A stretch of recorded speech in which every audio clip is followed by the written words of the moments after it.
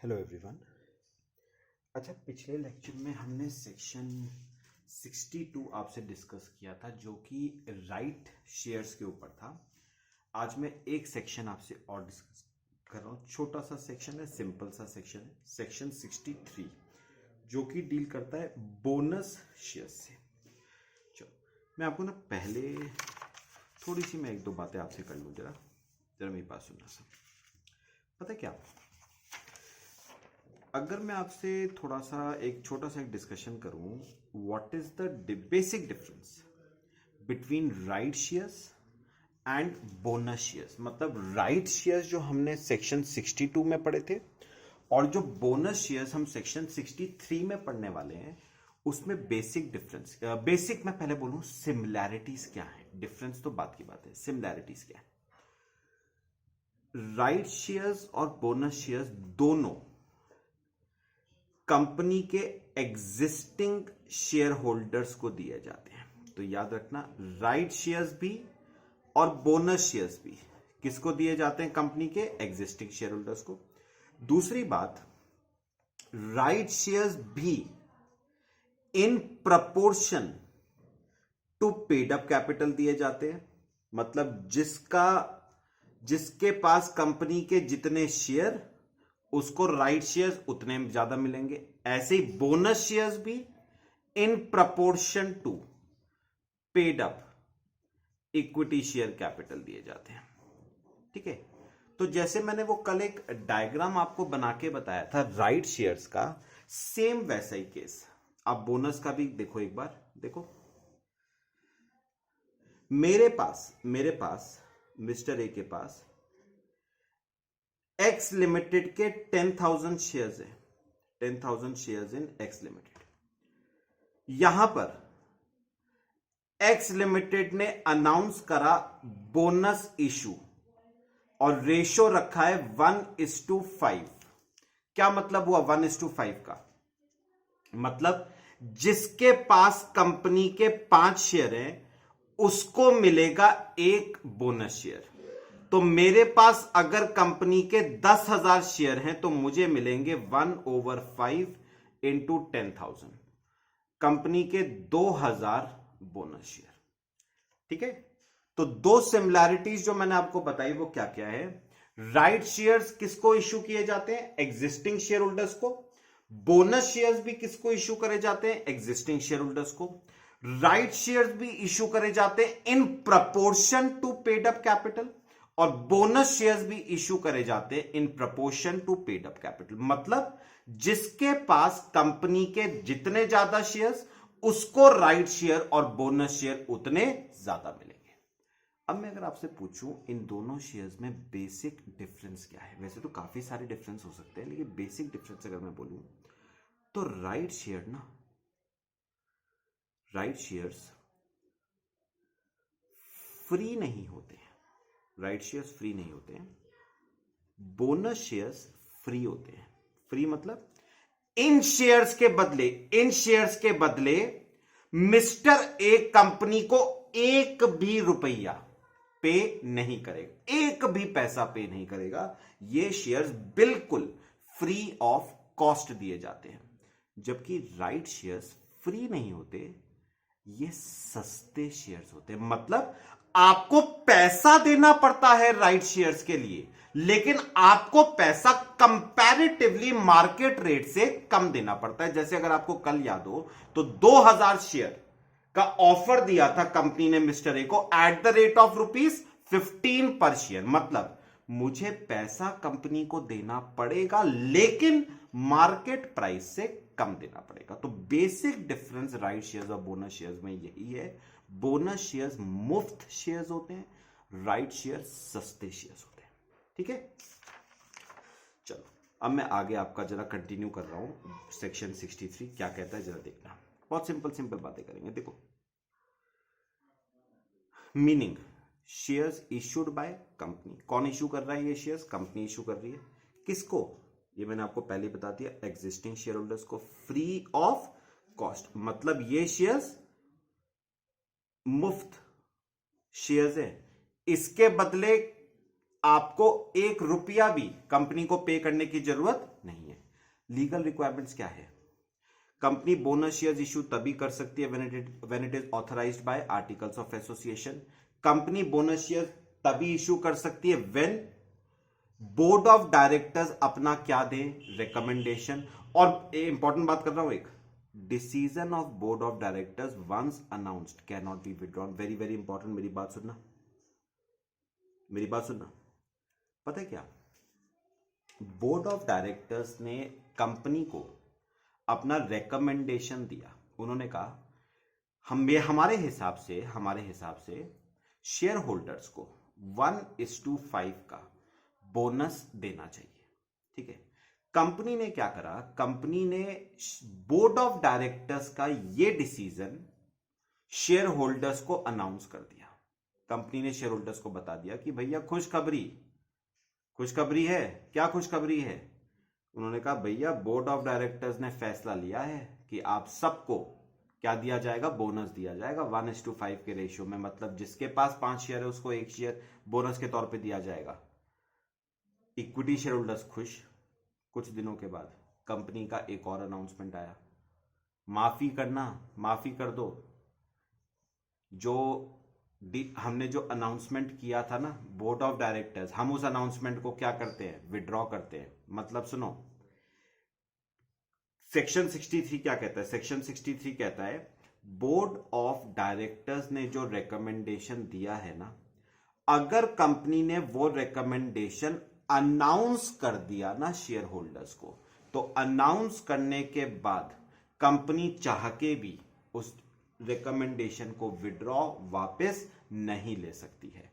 भाई आप share holder को झूठे सपने नहीं दिखा सकते। सोच के देखो ना भाई, कंपनी ने अनाउंस करा कि हर शेयर होल्डर को 1:5 का बोनस मिलेगा, तो भैया शेयर होल्डर्स को तो बोनस के सपने आने लग गए, और फिर कुछ दिन के बाद आप उनका ये सपना तोड़ दो, गलत है। अच्छा, थर्ड पॉइंट, आपको क्या पास करना पड़ेगा? ऑर्डिनरी रेजोल्यूशन पास करना पड़ेगा।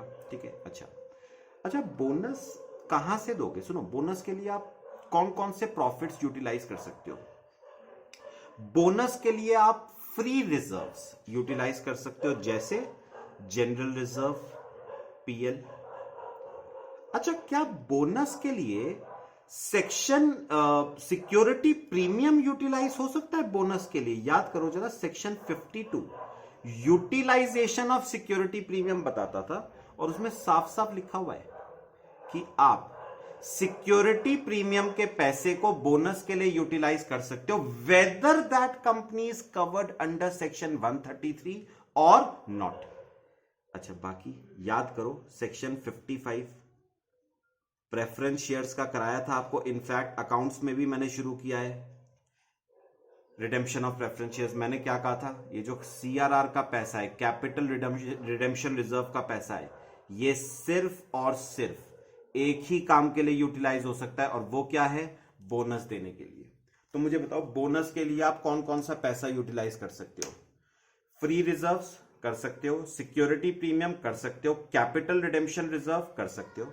वेरी वेरी इंपॉर्टेंट एक बात कर रहा हूं, वेरी वेरी इंपॉर्टेंट, अगर आपने कोई रिजर्व क्रिएट किया है out of revaluation of assets, मतलब सिंपल वर्ड्स में बोला जाए तो रीवैल्यूएशन रिजर्व, यहां पर लिख देता हूं मैं, reserve created out of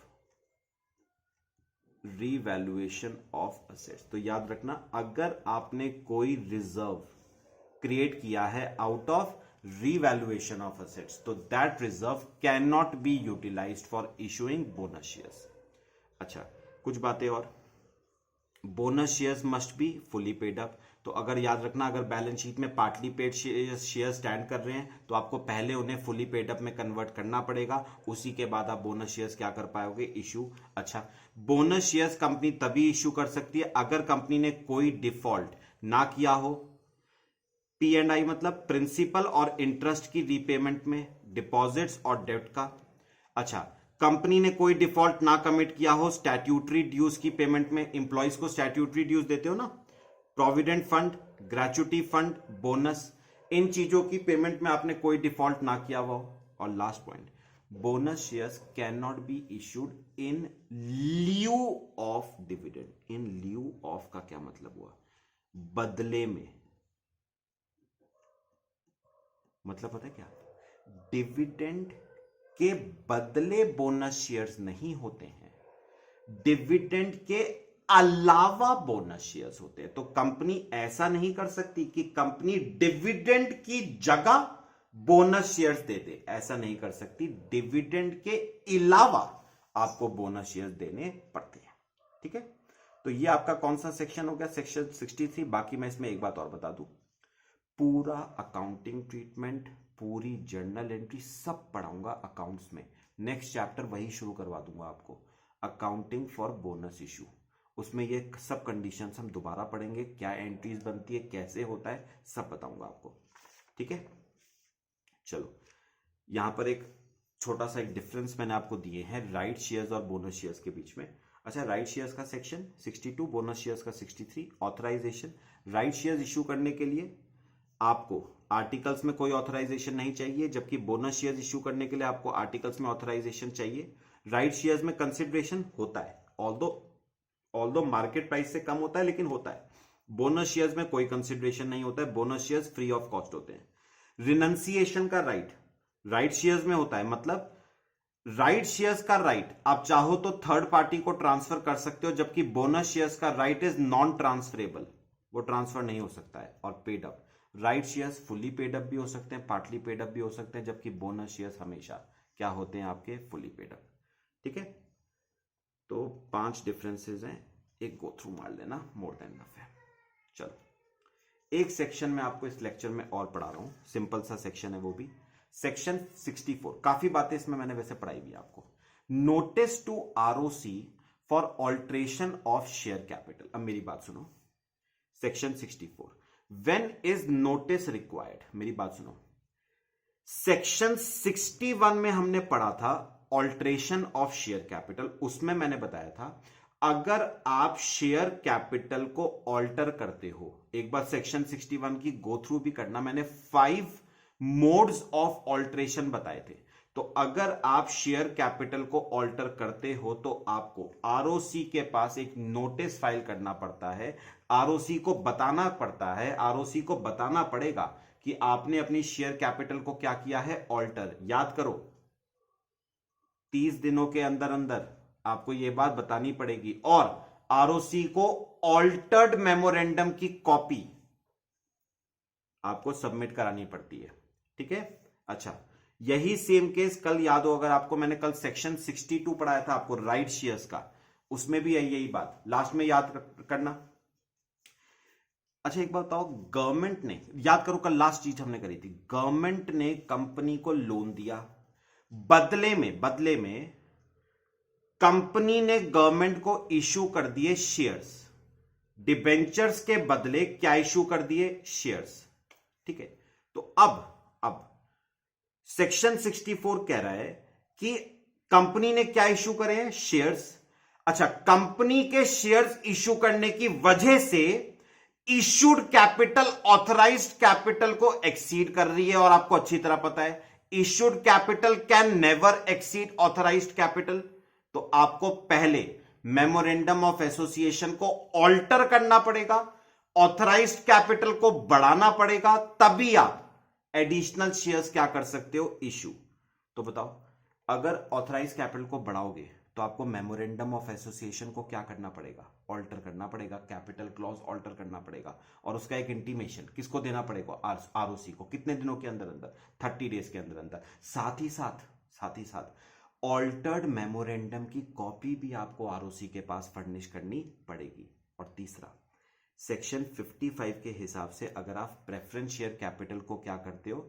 reduction करते हो प्रेफरेंस शेयर कैपिटल का, तो भी आपको ऑल्ट्रेशन का नोटिस आरओसी को देना पड़ेगा। कितने दिनों के अंदर अंदर? 30 डेज के अंदर अंदर। उसके साथ में क्या देना पड़ेगा? ऑल्टर्ड एमओए की एक कॉपी। तो मैंने प्रोसीजर बताया, नोटिस किसको दिया जाएगा? आरओसी को। कितने समय में? 30 दिनों में। कौन से फॉर्म में? SH7 में। और उसके साथ साथ, उस फॉर्म के साथ साथ ऑल्टर्ड मेमोरेंडम ऑफ एसोसिएशन की एक कॉपी भी जमा होगी आरओसी के पास। अगर कॉन्ट्रावेंशन किया तो कंपनी और कंपनी के ऑफिसर के ऊपर पर डे 1,000 रुपए का फाइन लगेगा और ₹5 lakh which ever is less. ठीक है, ये आपका सेक्शन 64। बाकी हम डिस्कस करेंगे आपका नेक्स्ट लेक्चर में। ठीक है, थैंक यू।